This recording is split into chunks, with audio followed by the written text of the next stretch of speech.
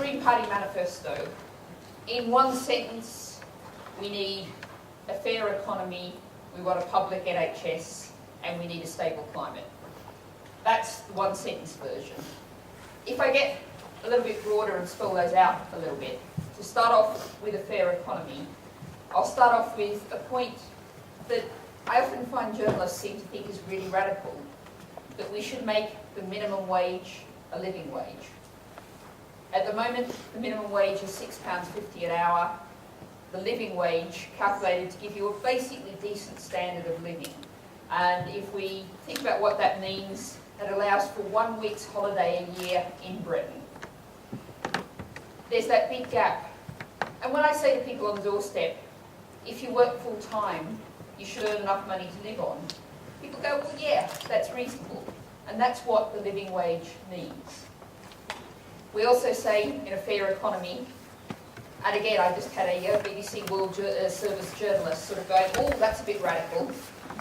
Multinational companies should pay their taxes.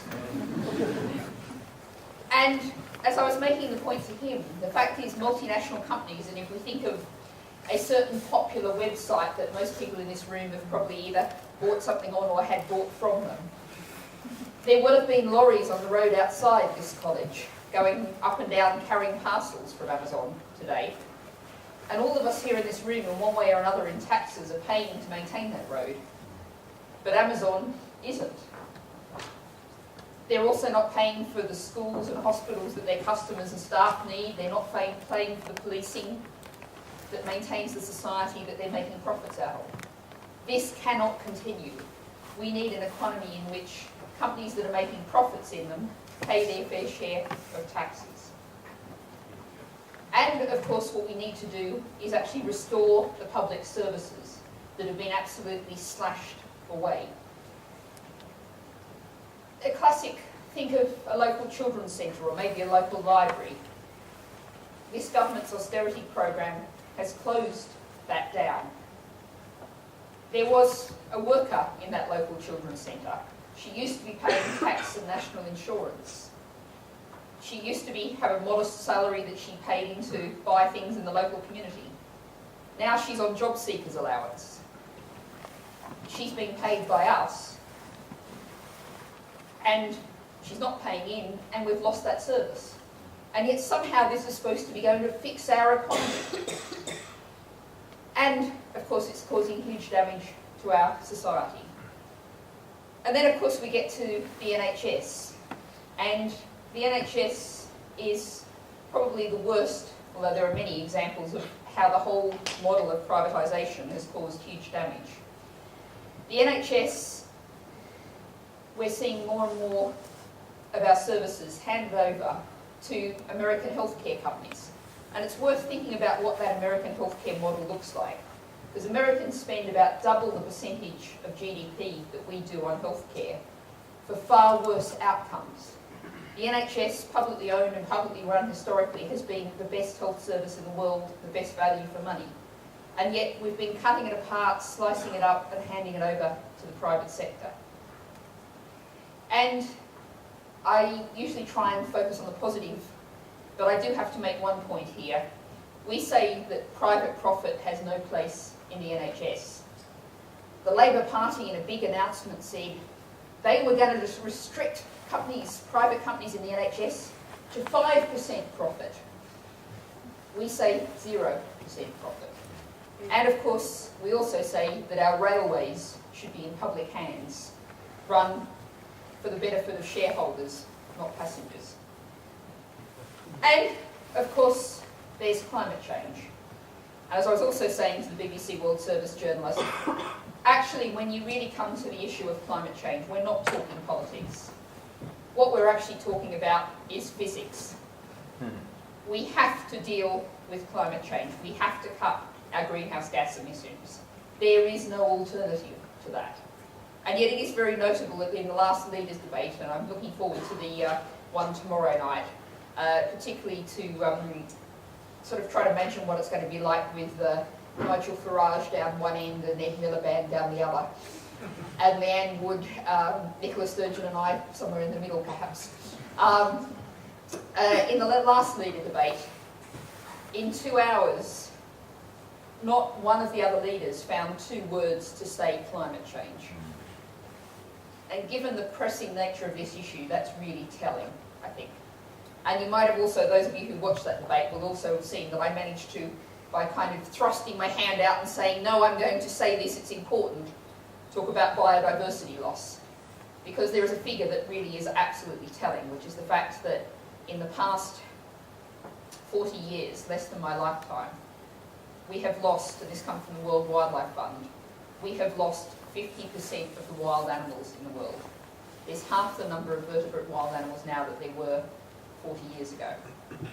So in terms of what's in the manifesto, and I think this is really telling in terms of the positives that we can achieve, is that we talk about a big program of insulation.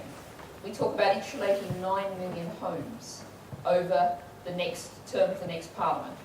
And that's going to lift at least 2 million homes out of fuel poverty. And it's a really good example of how the old theory of, oh, well, we've got too many economic problems, we can't deal with environmental problems, that simply makes no sense at all. Because we can create more than 100,000 jobs with this program. We can lift those 2 million households out of fuel poverty, and we can cut carbon emissions. And that's just like we can also make sure that we really invest in renewable energy. We've been so left behind by this government. I was saying this morning, as I have said before, remember the phrase greenest government ever? Exactly, that's always the reaction I get, because if you look at just one figure, for example, in a European League table, in terms of the percentage of energy that we get from renewables, actually a couple of years ago I was in a debate in Bristol with Ed Davey, and I said to him, you realise that we can proudly proclaim in this table of 25 countries that we're ahead of Malta and Luxembourg. And he said, oh, no, it's all right, it's going to be better now, the next table will be better. And he was right. We're now ahead of Malta, Luxembourg and the Netherlands. We've really been left behind while the rest of the world has been powering ahead. It's really interesting, if you look up some of the stats and some of the information that's coming out of China, China in particular is really powering ahead with renewable energy. And in Britain, we've very much been left behind. So that's one of the things that the manifesto very much focuses on, is not just energy conservation, but also renewables. Now I think I bear the sort of top 3 lines, but I might pick out some of the other things that you mightn't have seen and heard about, because I think there's some really important and relatively small budget things that really help you to understand where the Green Party manifesto is coming from. One of the things is that we want to restore arts funding to 2010 levels, £700 million a year. And I think this is particularly notable because those of you who follow politics closely will know that the Labour Party official account put out a tweet when they were making announcements about spending, proudly proclaiming, no, we're not going to boost arts funding. We're leaving it at exactly the same level as the Tories plan to have it, which is the slashed away levels. One of the other things that we plan to do that's not perhaps a top-line budget item, but is well worth noting, is legal aid. Legal aid under this government has been absolutely slashed. And just to give you an example of the kind of rules, because you'll hear from people in the government saying, oh, it's all right, we've put in safeguards to make sure the really vulnerable people, they're still protected, they can still get the legal aid they need. And I was actually up in Carlisle hearing a solicitor who used to do a lot of legal aid talking about where they were left with. And if you're a woman who's been, or a man who's been a victim of domestic violence, it's all right, you can get legal aid provided that happened in the last 2 years. And this solicitor was talking about the situation she was in. Someone had come to her. Her partner, the woman's partner, had been jailed for more than 2 years for domestic violence. And he was coming out of jail, and the woman was concerned to get a protection order to make sure she was safe. But it was more than 2 years ago. She couldn't get legal aid to get that protection order. And that's the kind of situation we've seen with the slashing away of legal aid. And there's a really important principle here, which is if you can't be represented in the courts, you're really not able to get justice at all. Justice is a complex thing, and I've seen, as a journalist, as a former journalist, I've seen some cases of people representing themselves in court. It's wildly inefficient. It takes a long time. Judges can bend over backwards to try and be fair, but it's not justice, and that's simply not acceptable, we say in the Green Party in terms of the manifesto. So, just to pick up on a few other things that might be particularly interesting for this audience, and I doubt that I'm going to be telling anyone in here something you don't already know. The Green Party believes in zero university tuition fees, and we have fully funded in this manifesto zero undergraduate tuition fees in the future, and also paying off student loan company loans. Because the situation is at the moment, and I don't want to be too depressing, but current figures say that 73% of people who are leaving university now with an average of £44,000 worth of debt, 73% of them will never pay that loan off. And so what a whole generation faces is going through decades of their life, often between their mid-20s and their mid-50s. Anytime you earn any sort of money at all, you're paying off a loan, but you're never going to pay it off in total, and I think that's deeply dispiriting. Plus, it's also not working, because current figures say that 48p in the pound will never actually be paid off. Some more things that I think are really important on the youth side of things is we talk about what schools should be like. And at the moment, our schools are like exam factories. Young people are being shoved through exam after exam after exam. I was talking to some teachers on the street today saying how teachers are being forced to teach the test, forced to teach in very narrow parameters. And that's doing immense damage in our schools to your education. And we say, and I'm really proud that the Green MP, Caroline Lucas, in the last Parliament had the Personal, Social, Health and Economic Education Bill, which sought to make statutory things like sex and relationship education, education about personal finance, education about even something like first aid. And this is something I got lobbied on by an NGO, and it really struck me as something quite important. Really, schools should teach everyone first aid. Any one of us could find ourselves in a situation where that could be the most important thing that we know. And there are other countries around the world that teach it as a matter of course and do it very well and have some real results to show from it. So that's a few things to set out. Hi, as you can see, we started the conversation without you. That's fine. I just done a basic outline of the manifesto. If you want to, I don't know, throw out a few thoughts and then we can throw open to some questions. I actually have read the manifesto, so it's lucky that I missed that. Hi everybody. Saves you lots of repeats. Sorry I'm late. I was reviewing an eco car. The technology isn't ready. So I wanted to start on quite a positive note and say congratulations on the debate. You were brilliant.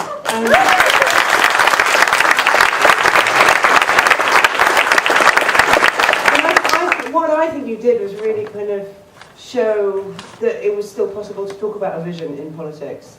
Now, do you feel like you get completely bogged down in kind of what are you going to do, how are you going to afford this, and what are you going to do about that? Yeah, I think it's a real challenge because you have some interviewers who have some very fixed ideas about how the world works, and the idea that you could radically change things. Yeah. It just really does their head in, to be honest. And so they go back to, but what about this tiny detail or that tiny detail? And even, Channel 4 last night, there are lots of important issues, and indeed many animal protection issues, but they got very obsessed with caged rabbits for some reason. And a good part of the Channel 4 report last night was about caged rabbits. Now, it is in the manifesto, but it's not one of the major points of the manifesto.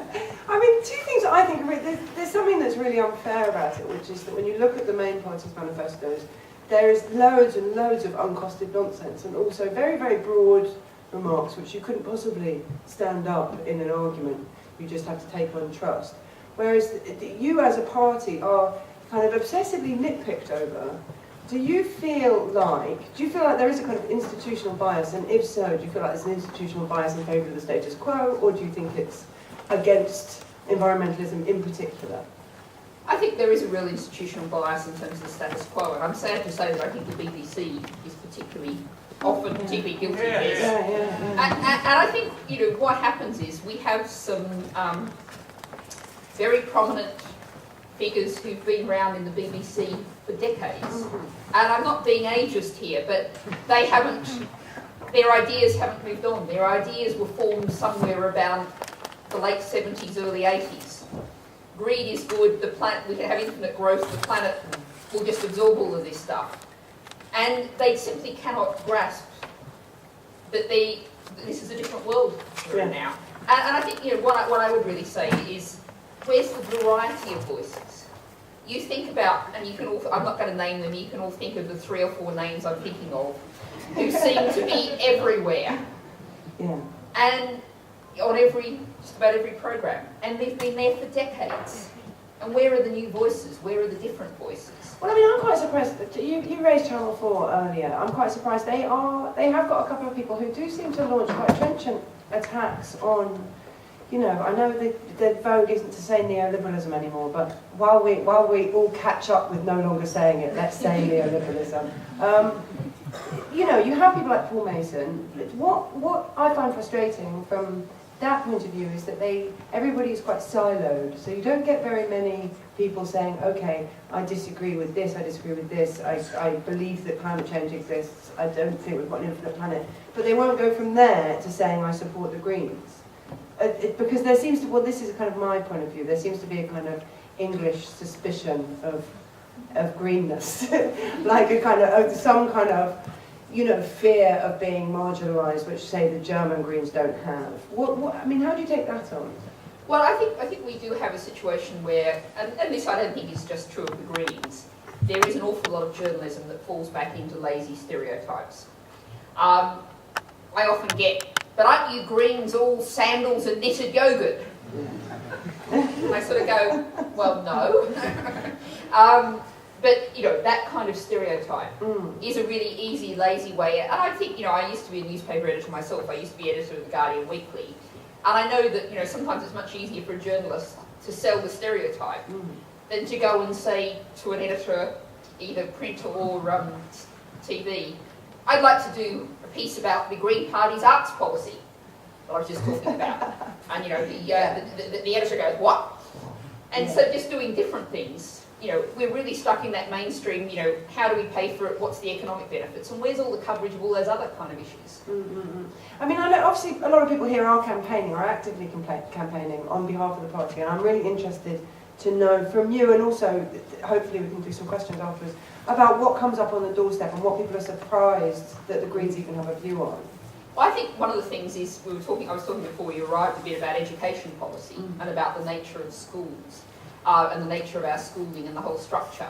And I mean, I try and get that in whenever I can, which is often a real struggle in mainstream media, because I know so many people who say, I just heard what you said about education and I'm voting for you. And yet, how often do we have a serious debate about education policy? You think about it, what's being covered and indeed how the Lib Dems are doing it today. It's all right, well, I'm going to put in X billion, well, we're going to put in Y billion. And what are you actually going to do with the money?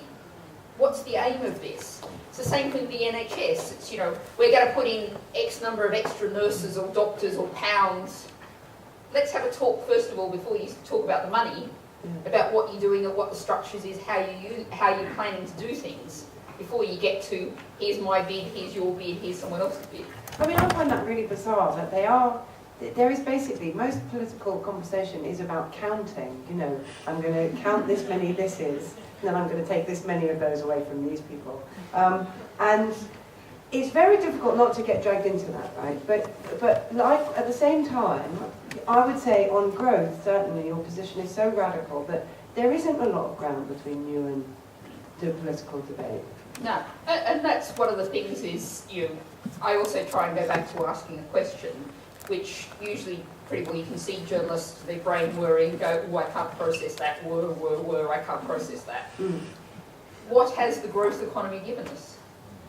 20% of workers on less than a living wage, a quarter of children living in poverty, pensioners living in poverty, the whole structure that hasn't delivered. But we've got to have more of this, we've got to have more of this. I mean, Molly Scott Cato has been talking about, fractional money supply and basically the fact that there is no such thing as an economy which can run with banks just extending credit lines willy-nilly with no reference to the planet or the people who live on it, and then us all having to grow the economy to keep up with this imaginary money we've just created. But this seems to be a really difficult thing for anybody to grasp. Where are you on kind of bringing this into the public domain? Are you happy to talk about it? Do you think maybe it's something you'd rather talk about, after everything else? I think the problem is you have to identify what issues you can do a 15-second soundbite on the 6 o'clock news on. Yeah. And that requires a progression, and many people in this room will know that, talking about citizens' income or universal basic income, we've done a lot of work on, we've got a lot of debate happening about that hasn't happened before. But it still hasn't, you need to build enough public awareness to the point where you can actually do it in a 15-second soundbite on the 6 o'clock news. And at the moment, hey, we're just going to give everyone 80 quid a week without conditions, is about as much as you can fit into a 15-second soundbite. And until you've had a whole public education program develop those ideas, fractional reserve banking, I'm not going to try and put in 15 seconds for the 6 o'clock news. No. I mean, I can really see why not. But I also feel very much that, you're doing a lot of the heavy lifting, re-educating the public. You've got to explain basic citizens' income. You've got to explain why growth is not actually what it's cracked up to be. You've got to explain, so much about sustainability that is completely ignored by the kind of prevailing narrative. Who do you feel your natural allies are? Because there must be some in the Labour Party, but they're quite difficult to pick out. Well, I think where we start from, and that's interesting in terms of where a lot of our policies in the manifesto come from, is actually there's a huge lot of NGOs, charities, campaigning groups out there, and we rely on them to do a lot of the heavy lifting in terms of research, policy development, and that's where most of our Green Party policies come from. I admit it, we nick them from people who've already developed them somewhere else, and that's actually also really important because we need them also. Organisations like the New Economics Foundation, organisations like Positive Money, a whole range of other organisations that are often giving us a lot of the intellectual weight, the power, policy development. But we need them to be stronger and louder. And one of the things I often say is, a lot of these organisations do a great job of writing a 60-page report on banking. I'd really like them to make a great 2-minute YouTube video. And it's really important for them to be doing that as well, because the 60-page report's great, but that's pretty hard to boil down into the 15-second on the news. Yeah. I mean, there's an argument, isn't there, that actually what you've got at the moment is the parties who actually probably will be majority government, well, they won't be a majority, but they will be in government, doing very, very loose, non-specific, quite kind of, uncosted, broad manifestos, and then you've got the parties on the edge doing very, very detailed plans, which actually they're probably not going to be called upon to deliver. And you could actually get away with being a little bit more kind of cavalier and saying, don't worry how much the basic citizens' income is. When we get in, we'll figure it out. Is there a reason why you really want it to be kind of nailed down? Well, I think one of the things, and we had our first fully costed manifesto in 2010, and that was when we got our first MP elected, Caroline Lucas in Brighton Pavilion. And that was felt to be really important, to be credible, to have all that fully costed stuff set out there. And one of the things that I hope actually is that we're also doing some heavy lifting here, in that I'm often asked, do I mind if other parties steal our policies? And I say, absolutely not, I'm delighted. I'm in politics to change things. And if another party wants to pick up, a bit of our fully costed, set out stuff here and take it up, that's great. It means we've changed things, and that's progress. Yeah. I mean, has anybody stolen anything? Oh, well, they've often talked about stealing things, in terms of green policies and stuff. And actually, the Guardian, there's a really good piece in the Guardian. I think I'm not sure if it's in print or only online today. That really explores our environmental policies in here, looking at particularly renewable energy and energy conservation, and says all of these are wonderful and they'll soon be implemented, but the whole package is just way too ambitious which makes me think we've got it exactly right. Yeah. I mean, on the subject of ambition, it is a very strange time. It's quite a bleak time politically. Do you? I don't think that's true. I mean, I think you can feel that politics is soon going to break wide open. Yeah. The future doesn't look anything like the past. Now, there's still perhaps a fairly distant prospect that that could happen in this election. Yeah. You know, just think about what would happen if all of, or you know, a significant proportion of the non-voters, the traditional non-voters, imagine what an 85% turnout election would look like. Yeah. That would be an election in which young people are voting in roughly the same proportion as the over 60s, in which people who haven't voted for decades, have never voted, go, well, I'm going to vote for what I believe in. Yeah. And that could still, there's still the potential it could break this whole system wide open. Now, I'm not predicting that, I'm saying it's still possible. But what we're going to get is a huge debate, I think, after the election, particularly about electoral systems. Mm-hmm. There could be quite a few seats in which MPs are elected with not much more than 25% of the vote. That other 75% of the people in that seat, most of whom the words electoral reform have never crossed their lips, are going to say, how did that happen? How did we get that person? And so there's going to be a huge debate. One of the other potential things is that we could see, and I do, personally my shoulders slump when I say and think about this, but we could have another election 6 months after this election. I think the Tories keep saying that, but do you really think that could happen? I'm going to die. It could. Well, yeah, I'm not quite sure I'll survive either, but you know, there's not. We're highly unlikely to go into 5 years of political stability, of constitutional stability. You know, the feeling that what we've got now is broken and has to change is very, very clearly in the public mood, in the agenda, and whether that means electoral reform, whether that means, you know, a really different election soon after the first one, whether it means this election breaking wide open, who knows? So, I mean, my kind of, this is a personal view which I have not researched, but whenever anybody says electoral reform, right after, you know, everything's going to change, I think everything's going to change. Oh, electoral reform. You know, it's kind of very, obviously we had it with AV, nobody really got very excited, the options seem to be very curtailed, nothing seemed to really crack open as a result of that. And I'm kind of wondering how we get our Scotland moment, because as you say, the 85%, the reason Scotland got that kind of mobilisation was because somebody was suddenly asking them a question which they were interested in.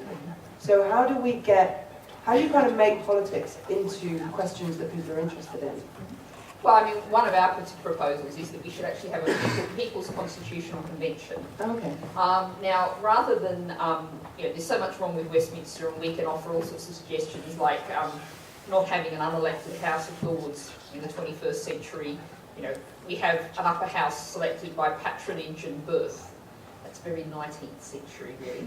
But, you know, proportional representation, the lower house, all those things, we've got lots of ideas. But actually, rather than doing that, why don't we actually start by saying we're going to get a representative group of people from around the country, put them together in the room with a whole lot of experts and time and resources to start with a blank sheet of paper and say, what should our constitution look like for the 21st century? Yeah. And open that up as a big national conversation, you know, have lots of electronic opportunities for open democracy for people to feed into that. And say, what should this look like? And, you know, AV, let's face it, I campaigned for a yes vote in the AV referendum, and I stood on a lot of doorsteps going, well, you should vote for this because it's a little bit better than what we've got now, even though it isn't very good. And unsurprisingly, we didn't win the AV referendum, but no one got very excited about it. But, you know, say, right, you the people, what should our constitution look like? Yeah. Has the potential to get people engaged. I think the thing that, I mean, what I find about that is people always look at you like, oh, you're nuts, that's never going to happen. And then you have to bring up Podemos, because that's literally what they did, and that's literally where they are now. You know, they're the biggest party in Spain now, and that is a crowdsourced, that's a crowdsourced constitution and a crowdsourced governance document and a crowdsourced ethics document. Now, would you, looking at Europe, firstly, who do you really kind of ally yourself with between Podemos and Syriza, or do you think they're kind of do you think there's a lot to take from both? And secondly, how worried are you about the EU referendum if there is a Tory rainbow coalition in the next election? Okay, well, first of all, on the Syriza Podemos thing, I mean, the Greens in Greece are part of Syriza. I think there's still a lot to play out there, and where the final endpoint is, I've got no idea. But it was hugely exciting that Greece elected a Syriza government. That was a massive change. And Podemos, as you say, I think their structures and their approach is really positive, and it has some real ideas. And in terms of the EU referendum, I mean, we're in favour of a referendum because we trust the people, we believe in democracy. We wouldn't necessarily put it on the table, but now it's there. We're not going to go, no, you can't decide, we can't be trusted to decide, you the people. Yeah. But we'll campaign to remain in the EU in that referendum. And I'm confident that we would, when we came to the point, win that referendum and remain in the EU. Because I think people do really get that there's some decisions you need to make at that kind of level. And my favourite example is, and I spent a lot of time defending this on telly 6 months or so ago, the European Bathing Water Directive. Doesn't sound very sexy, I know, but I can't see anyone eating, so I can do the unedited version of this. It's basically... I wonder where this is going. It basically means it sets new standards for fecal bacteria in the water. And I sat next to a whole lot of Tory MPs who were going, this is a terrible thing and this is Europe imposing standards on us. And I think less shit in the water is a very good thing to impose standards. And you know, you can trust Tories to be fighting for more shit in you know, there is obviously a line that with politics as bust as it is, that kind of, as the election draws to a close, Paris will be more of an issue than our own political landscape. Where do you stand on that? You mean the climate talks? The climate talks, yeah. I think, I mean, it's a huge problem that there's been very little discussion about this. And I think one of the problems is that if you ask people and you look at the surveys and say, you know, are you concerned about the environment, or even are you concerned about climate change, you won't get a, this is pressing right at the top of individuals' agenda. Partly because they're really amorphous big issues. You know, are you worried about the environment? At one level everyone says yes, but this big amorphous concept, you know, it's like saying, you know, are you worried about philosophy? Yeah. Well, yes, but you know, where do you start? Whereas, you know, if you say to people, are you concerned about, like before you arrived, I was talking about, you know, there's half the number of wild animals in the world now that there were 40 years ago. And people are really horrified when they hear that, and they are concerned about it. And they're concerned about the air pollution and the level of what all the gunk we're all breathing into our lungs, all of that sort of stuff. So it's really important to make it concrete. And in terms of, you know, Paris climate talks, I think there's two things we've got to do. We've got to say this is really important, but also, having learned from Copenhagen, we've got to say we're not going to get the perfect international deal. Right. And we can't say this is the be-all and end-all and we should all just give up if we don't get what we want in Paris. Yeah. Get the best result we can in Paris and then keep working on. And, you know, it looks really pressing, I think, from Britain often, because we have had such a lousy government over the past 5 years. Yeah. But places like China and even the US are making significant strides. And you look at places like Sweden, where 50% of their energy now comes from renewables. And you look at the fact that solar is now getting to grid parity in terms of price in lots of parts of the world. So we're seeing a real change happening. Yeah. I mean, do you find, when you look at the kind of case when you look at your own case as a party, what do you think are like the three most optimistic things that get people fired up? What possibilities get people excited? I think there's a couple of things. One, the idea that the economy can actually work for people. Right, yeah, okay. Because people have a whole sense that, you know, the economy is something that happens to you, that crunches and downlands on you, and if you fight really hard and are really lucky, you might do all right in it. But the idea of an economy that really actually delivers people a decent life, a stable life, a secure life. I think the idea that, you know, life could, and this is partly environment and partly economy also, you know, that you can actually feel optimistic about the future of your life, next generation, the generation after that. A real sense of optimism about the future, I think, is what the Green Party offers hope. And I think also the fact that someone's standing up to UKIP.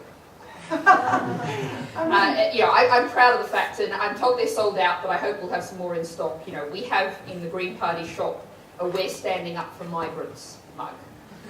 And some of you might know that the Labour... Quick off the mark. The Labour Party, one of their 5 pledges is we're going to control immigration, and they have a mug to prove it. I'm told it's a collector's item in a different kind of way. Yeah. I mean, one day that'll be worth a lot of money for horrible, horrible reasons. I mean, not to get too self-logical about it, what do you... When you look at the way things are panning out, are you surprised that one party hasn't pulled ahead? Are you surprised that I mean, are you surprised at where we are? Or I don't think so. I mean, I think in 2010, although this is really hard to do in the first past the post system, I think the British public kind of collectively decided that they didn't want to give either Labour or Tory control. And I think there's a real sense that's what people want now. Mm-hmm. And there's a real sense of, people are looking round. I encounter so many people who sort of go, well, I'm probably going to vote like I usually did, but maybe I won't. And there's that real sense of possibility in the air. And one of the other things that I think, it's hard to say whether it's really going to break in this election, but it's certainly heading that way. I've met a lot of people who said, well, I voted Lib Dem in 2010 to keep the Tories out. Right, yeah. And that didn't work out very well. So maybe I'll just vote for what I believe in this time. I mean, do you think that that people are doing that? Because I hear a huge amount of kind of buckling to the tactical option now. I think there's been a huge amount of training through decades. Yeah. People, either they or their parents have been voting tactically for decades. And it takes, to break a habit of something that you've been doing for years and years and years isn't necessarily an easy thing to do. But I think more and more people are heading in that kind of direction. Mm. And it's a bit like there's lots of sort of behavioural research that shows if people think other people are doing it, they'll do it too. Yeah. So if more and more people hear, well, I'm not going to vote tactically, I'm going to vote for what I believe in, and that message gets around, then more and more people will go, well, yeah, I might give that a go too and see what happens. I've never done that in my life. I'm too frightened. Now, you've had this green surge, and it is particularly in this 18 to 25 age group, or is it 18 to 35? I think it's probably, our Young Greens, which was up to 30, has grown enormously as a percentage of the party, so I think it probably extends a bit higher than that. And I think there's also a part of the green surge, and I can probably, I'm not getting the nod from over there yet, but we're within a handful of members of reaching 60,000 members in England and Wales. So if you're not a member already, and you join in the next hour or so, you might be our 60,000th member. Can you ring a bell?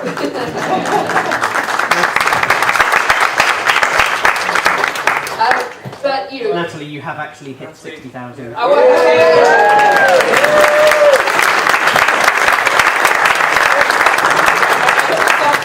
Too late, we're on 60,019. But still join anyway, yeah. But, the Young Greens are under 30s are a hugely high percentage of that. But I think there's also a lot of people who've joined in the sort of next age group up. Yeah. Often people who are Oxfam campaigners or trade unionists or people who've been political campaigners but have never seen the point of joining a party. Yeah. And they're joining a party too. So I think, the oldest new member I know is 94, but that's exceptional. Yeah, and he's dragging the average right up. Yeah.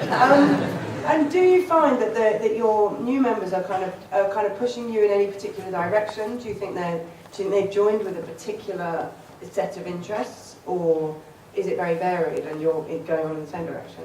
I think it's very varied. We've had the first conference since the Green Surge, which was a conference in Liverpool, which we have an amazing conference organiser, Louisa, who about 6 weeks before the conference moved it to an entirely new venue because we'd become so obviously too large for the old venue. And we were in the biggest conference venue in Liverpool, and we filled it. But the general mood, I think, didn't feel terribly different to Green Party conferences before. And I think that there's a kind of, what really ties Green Party members together is two things. An understanding that everyone in the world should have access to the resources for a decent life. Mm-hmm. And we all collectively have to do that within the limits of one planet. And some people, it would have been the living wage policy that made them go, yeah, I'm joining. Some people, it would have been climate change or biodiversity or animal protection. So most people, there's one real area of particular interest. But when you look at the broad spread, I don't think it's changed very much, actually. Yeah. And do you, what I think is kind of notable about the Green movement is that it's not so prey to the insane infighting that left-wing politics, as you know, is subject to. Do you think that's fair, or do you think maybe Greens do fight, I just don't notice? Or do you think there's a kind of reason that they don't? I think there's possibly we don't have one book which helps a lot, Right. because a lot of left political movements are tied to one book or one thinker and that. But I think also, certainly in the Green Party, we have really intensely democratic structures. And, you know, we do have some huge debates. If I think back to what happens in Green Party conferences, because all the Green Party policy is decided by conference.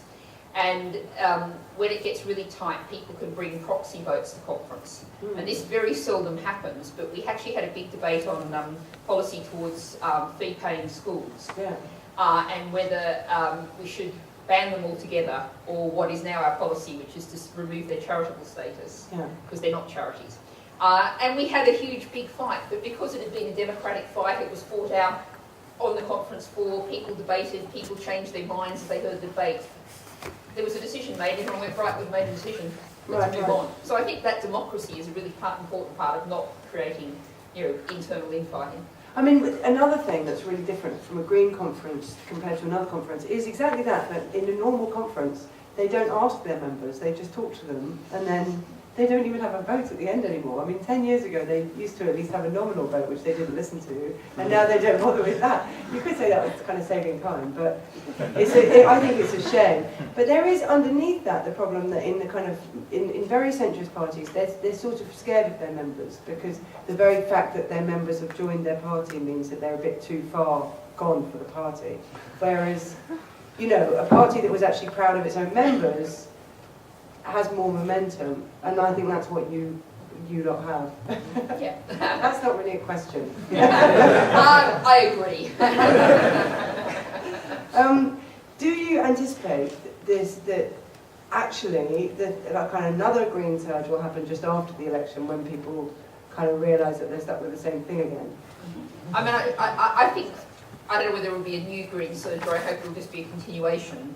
You know, I hope 60,000, and I believe it can be just a start. And I think people really are going to just keep saying, we need more change, we need to do things in a positive direction, we need hope. And that's what the Green Party is offering, is continuing to offer. And, you know, let me say, for those who probably don't follow these things as closely as I do, don't worry about elections. One comes along, but there's always another one along soon afterwards. So the nature is, you know, we'll start a whole next cycle of elections in 12 months' time. There's always things to fight for. There's always things to move on with and make change happen. And do you feel like the kind of progressive groups, for instance, you know, NEF and Positive Money and UK Uncut, and there are a lot of progressive movements that don't have very much in common with the Labour Party anymore. Do you feel like actually that you probably will have a grassroots coalition with a number of groups by, you know, this time in 2016? Yeah, I mean, I think what I'd always urge, and, you know, I sit in a lot of groups like, there was a whole series of conferences I've been to recently where everyone's saying we need to get together, and they're right. But, you know, you think of housing campaigners, particularly in London, you think about climate change campaigners, you think about people who are campaigning on money and economics issues.